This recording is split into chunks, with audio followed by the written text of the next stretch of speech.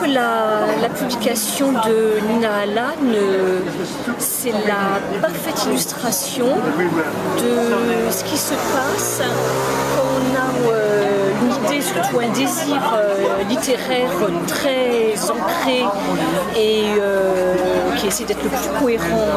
possible avec lui-même, et surtout que ça draine des histoires à très long terme, donc des rencontres avec des auteurs anciens comme Ballard par exemple, qu'on a publié depuis longtemps,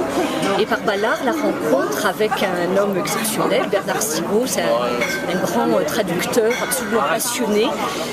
qui sont des gens de l'ombre qu'on ne voit jamais, qui apparaissent pas, qui ne souhaitent pas apparaître, puisqu'ils sont confinés dans leur travail de bénédictin, qui consiste à aller nous chercher les pépites d'or au fond de la mine. Et quand on a une relation de cette qualité à long terme avec des gens aussi exceptionnels, la cohérence finit par déboucher sur des découvertes exceptionnelles elles aussi. Il nous a présenté un texte qu'il a traduit donc pour la gloire, connaître, qu'on puisse lire pleinement cette œuvre de Nina Allan. Donc c'était un texte qui s'appelle Microcosme, et je dois dire que ce soit l'un comme l'autre, avec mon collègue Jean-Hubert, on est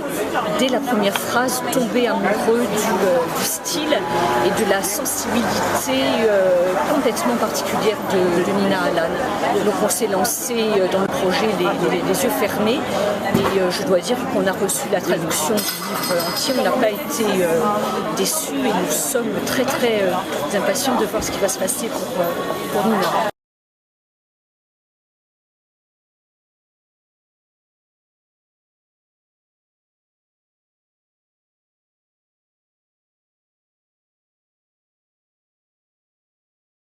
Une chose parmi de nombreuses autres auxquelles on est très attaché s'agissant de littérature, de fiction, d'imagination, c'est lorsqu'on a le sentiment d'être en présence d'un texte dont au fond la partie écrite, les phrases les unes après les autres qu'on va lire dans le livre imprimé, ne sont en réalité une infime partie, comme la partie apparente d'un iceberg, d'un ensemble beaucoup plus vaste. Et lorsqu'on a le sentiment comme ça que finalement dans une œuvre littéraire, 90% de l'œuvre n'est pas écrite, mais en même temps existe puissamment à la lecture, là on sent qu'il se passe quelque chose. Et cette impression, on l'a ressentie évidemment d'une manière très forte avec les différents textes qu'on a pu lire de Nina Allan, et ça amène à la construction à la fois très singulière et je pense très forte de complications qui pourraient factuellement se présenter comme un ensemble d'histoires indépendantes, et en même temps au fur et à mesure qu'on avance dans la lecture et qu'on passe d'une histoire à l'autre, on a le sentiment qu'il y a des échos, des reflets des histoires plus précédemment dans les suivantes, ce qui veut dire que chaque nouvelle histoire en réalité modifie et parfois de manière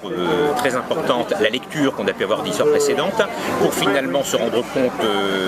comme ça de proche en proche, étape par étape, que c'est une forme presque inédite de roman, et en tout cas quelque chose qui va très au-delà d'un recueil de nouvelles ou d'histoires. Et c'est la raison pour laquelle avec la complicité du traducteur Bernard Sigaud, on s'est demandé si on ne pourrait pas proposer à Nina Allan d'inclure pour cette édition française de Complications un texte qui s'intitule Chambre Noire, qui ne fait pas partie de l'édition anglaise, mais qui en même temps participe de cette espèce d'immense palais des glaces, d'immense chambre d'écho des histoires de Complications.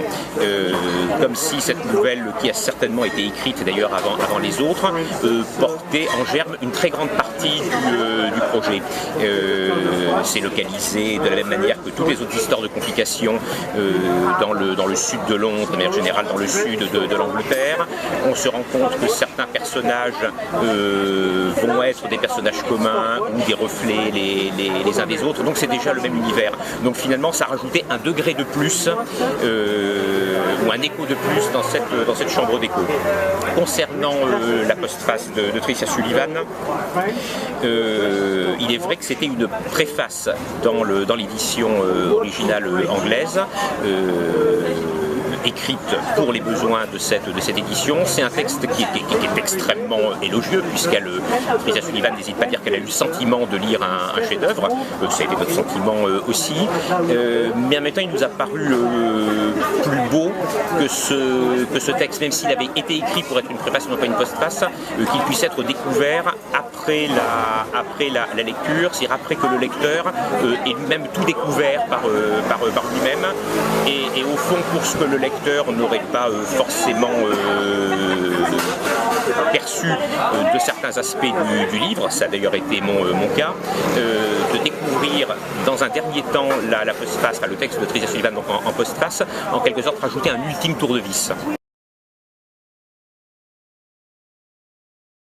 Oui, de la même manière, il y a quelque chose qui au fond fait partie du livre, même si ça n'est pas partie de l'œuvre, qui est le texte qu'on présente en quatrième de couverture, ce qui est toujours un exercice assez délicat. Officiellement, le texte de quatrième de couverture, qu'on appelait jadis un prière d'inséré, à une époque il n'y en avait pas.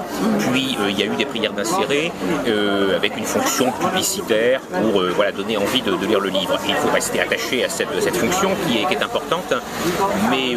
dans le cas de complications, comme toujours, mais spécialement avec ce livre-là, comment mettre sur la piste, mais seulement sur la piste, comment, presque de manière mimétique, avec ce prière d'insérer, introduire l'idée que le livre réel est infiniment plus vaste, plus profond, plus ample, plus haut, plus large que le texte qu'on va lire, de la même manière effectivement que les lieux, les maisons,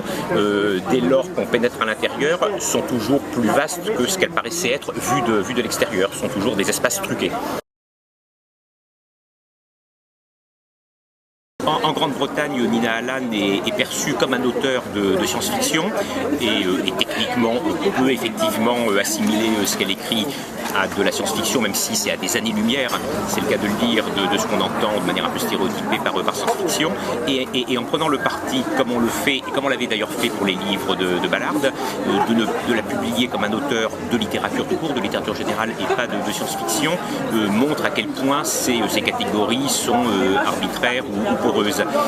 Et ça permettait également de faire apparaître cet autre trucage de complications qui propose la lecture de ce qu'on aurait pu présenter comme un recueil de nouvelles et qui en réalité est un roman conçu d'une manière assez radicalement neuve.